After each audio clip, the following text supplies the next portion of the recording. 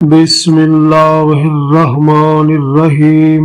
شیخ Saadi رحمۃ اللہ علیہ فرماتے ہیں کہ ایک شخص نے خواب میں میدان محشر دیکھا کہ زمین تانبے کی طرح تپ رہی ہے، نفسا نفسی کا عالم ہے، لوگ چھینکیں مار رہے ہیں اور محشر کی گرمی سے لوگوں کے دماغ کھول رہے ہیں۔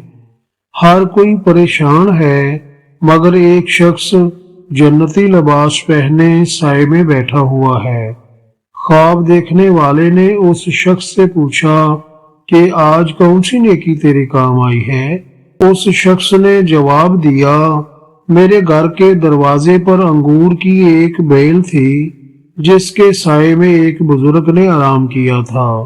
اس بزرگ نے جاتے جاتے خوش ہو کر میرے لیے دعا کی تھی کہ یا اللہ تو اس پر رحم فرما، کیونکہ اس نے ایک لمحہ میرے لیے آرام کا انتظام کیا ہے۔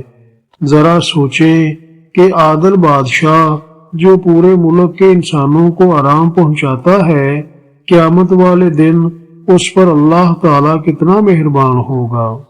زندگی کا سبق، انسان کی غیر ارادی طور پر کی ہوئی کسی نیکی سے بھی اگر اللہ کا کوئی بندہ مستفید ہو جائے تو وہ نیکی اس کی نجات کا ذریعہ بن سکتی ہے۔ حاکم وقت اگر خدمت خلق کا جذبہ رکھتا ہو تو اپنی حکومت کے ذریعے اس طرح کی بہت ساری نیکیاں کما سکتا ہے۔